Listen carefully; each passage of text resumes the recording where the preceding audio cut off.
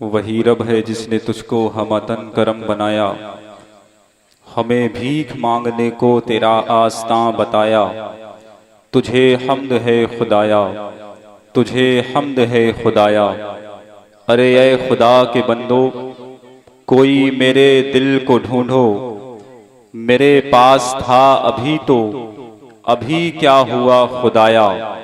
न कोई गया न आया, न कोई गया न आया।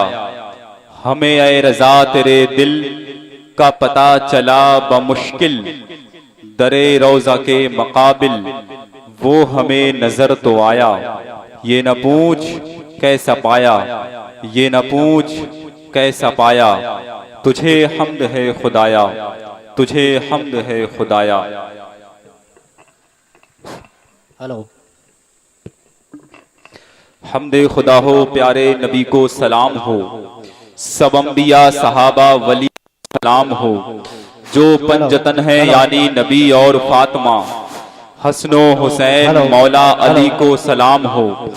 सबके लिए नहीं है हमारा सलाम, बस जो आशिके नबी है उसी को सलाम हो।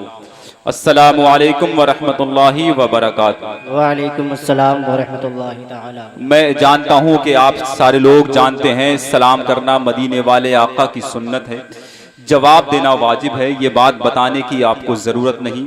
जी शऊर लोग हैं, अक्लमंद लोग हैं, उलमाए किराम से मोहब्बत करने वाले, उनसे करीब रहने वाले लोग हैं, आप सब जानते हैं। लेकिन एक बात मैं आपको बता दूं, परवरदिगार आलम ने हमें और आपको सबको जिंदगी सिर्फ एक बार ही दी है। इस एक बार जिंदगी का भी भरोसा नहीं है कब हमसे वापस ले ली जाए। इसलिए आपको जब भी नेकियां कमाने का मौका मिला करे, आप उस मौके को पहला और आखिरी मौका ही समझा करें, क्योंकि जिंदगी का भरोसा नहीं है।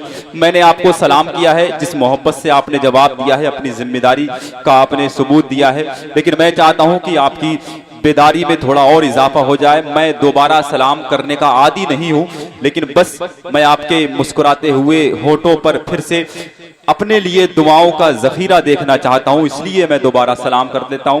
अस्सलामु अलैकुम व रहमतुल्लाह।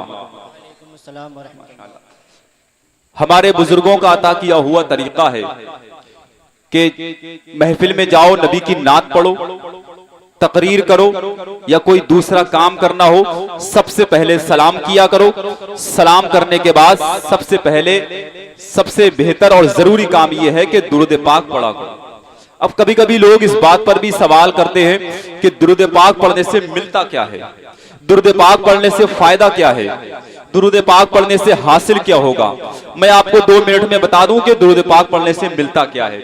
आप लोग भी अगर सुनना चाहें तो जरा मोहब्बत से कह दें सुभान अल्लाह। माशाअल्लाह, परवरदिगार आपको सलामत रखे।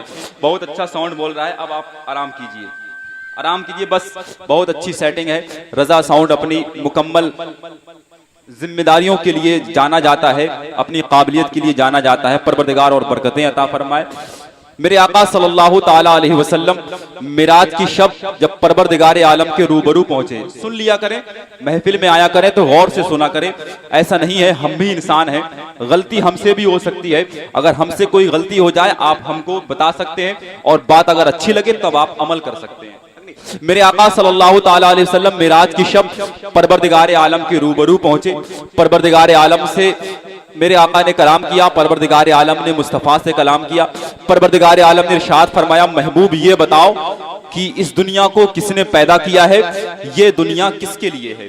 आका इरशाद फरमाते हैं, मैंने अर्ज की परवरदिगार इस दुनिया को तूने पैदा किया है और ये दुनिया तेरे लिए है।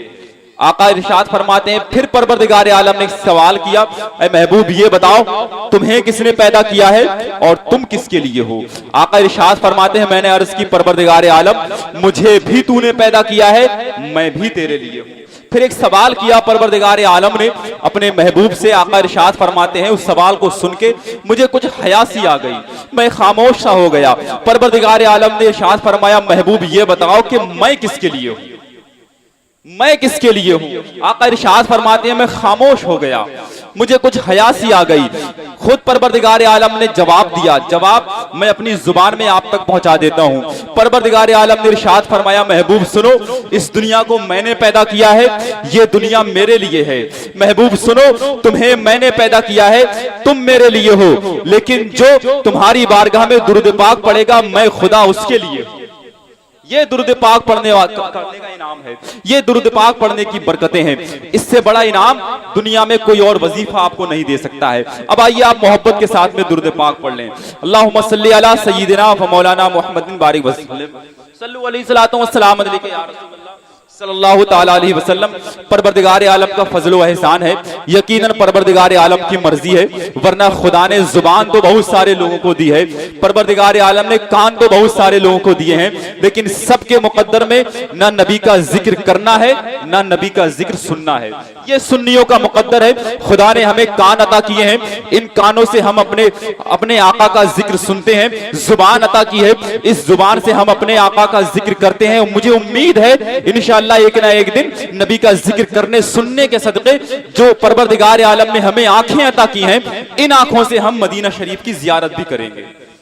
बस आप मोहब्बत के साथ में तशरीफ लेकर के आए हैं, मोहब्बत के साथ में आप लोग बैठ जाएं, क्योंकि इसी मिंबर रसूल पर आप खतीब आज़म हिंदुस्तान, शहनशाह खिताबत, मुबल्लिग़ कौम व मिल्लत, हमदर्द कौम व मिल्लत, नाशिर मसलक आला हजरत, नासिर कौम व मिल्लत अल्लामा मौलाना मुफ्ती ततहीर अहमद रज़वी साहब क़िबला के नूरानी चेहरे का दीदार भी करेंगे, उनकी नूरानी तकरीर को समाअत भी करेंगे।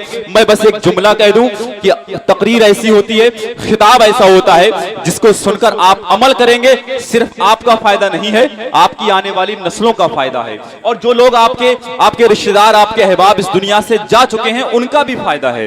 वो खिताब होता है। वहीं सनाखाने मुस्तफा की फहरिस्त में वो नाम है। अल्हम्दुलिल्लाह, जिन लोगों को आज सारे हिंदुस्तान में नबी की नात सुनने के लिए बुलाया जाता है, बुलबुल बाग रिसालत सनाखाने रसूल मद्दाह नबी अकील सिद्दीकी, जिनका ताल्लुक तिलियापुर बरेली शरीफ की सरजमीन से है, बुलबुल बाग मदीना सनाखाने रसूल असलम रजा नूरी, जिनका ताल्लुक पीर बोहरा बरेली शरीफ की बाबरकत सरजमीन से है, वहीं उनके साथ ही साथ एक नई आवाज, नया लहजा। आप सुन रहे हैं तौहीद नेटवर्क की इस्लामिक आवाज, Tauheed network international Islamic YouTube channel. सुनने के लिए तैयार हैं, सुनना चाहते हैं आप लोग, मोहब्बत से हाथों को उठाकर एक मर्तबा कह दें या रसूल अल्लाह। अब कभी कभी लोग इस बात पर भी सवाल कर सकते हैं कि नसीम आसी जैसे 1.5 हड्डी के इंसान के कहने पर हम या रसूल अल्लाह क्यों कहें?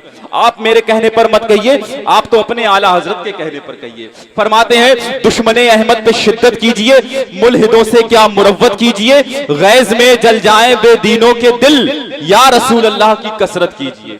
हाथों को उठाकर कहें या रसूल अल्लाह, जरा बुलंद आवाज से कह दें या रसूल अल्लाह। मुझे पता है आप अगर आहिस्ता से भी कहेंगे मदीने वाले आका तब भी सुन लेंगे, लेकिन कम से कम आपकी आवाज मिंबर रसूल तक तो आ जाए। जरा मोहब्बत से कह दें या रसूल अल्लाह। मैं 4 मिसरे पढ़ता हूं, यहां पर होगा क्या, यहां पर आज होना क्या है? उलमाए किराम आएंगे, वो नबी का जिक्र करेंगे, शोराए किराम आएंगे, वो नात की शक्ल में नबी का जिक्र करेंगे। मैं तारुफ कराने के लिए हाजिर हूं, और बीच बीच में आपको दुरूद पाक पढ़ना है। मैं 2 मिसरे नबी की नात पढ़ने वालों के हवाले से और 2 मिसरे दुरूद पाक पढ़ने वालों के हवाले से पहुंचा रहा हूं। जितने लोग दुरूद पाक पढ़ने पर फख्र महसूस करते हैं, इंशाअल्लाह वो जरूर बोलेंगे। एक शेर पढ़ता हूं। आरिफ भाई, बड़ी मेहनत आपने की है, मुझे उम्मीद है जितनी थकान है आपकी ये 4 मिसरे दूर कर सकते हैं। बस आपकी मोहब्बतों की इजाजत चाहिए। तू जब मुस्तफा का तराना पढ़ेगा, ये हकीकत है, जब नबी की नात पढ़ने वाला कोई शायर, कोई नबी की नात पढ़ने वाला सनाखाने मुस्तफा किसी नात को पढ़ देता है, हम देखते हैं हमारे इलाके, हमारे मोहल्ले, हमारी बस्ती के बच्चे, बड़े बूढ़े सब उसी नात को पढ़ते नजर आते हैं। अल्हम्दुलिल्लाह, शेर सुने। तू जब मुस्तफा का तराना पढ़ेगा, तू जब मुस्तफा का तराना पढ़ेगा, तेरे पीछे पीछे जमाना पढ़ेगा। आप भी इस बात पर अमल करके देख सकते हैं। आप भी नात पढ़िए, आप तो आप रहे, आपकी नस्लें आपका साथ देंगी। तू जब मुस्तफा का तराना पढ़ेगा, तू जब मुस्तफा का तराना पढ़ेगा, तेरे पीछे पीछे जमाना पढ़ेगा।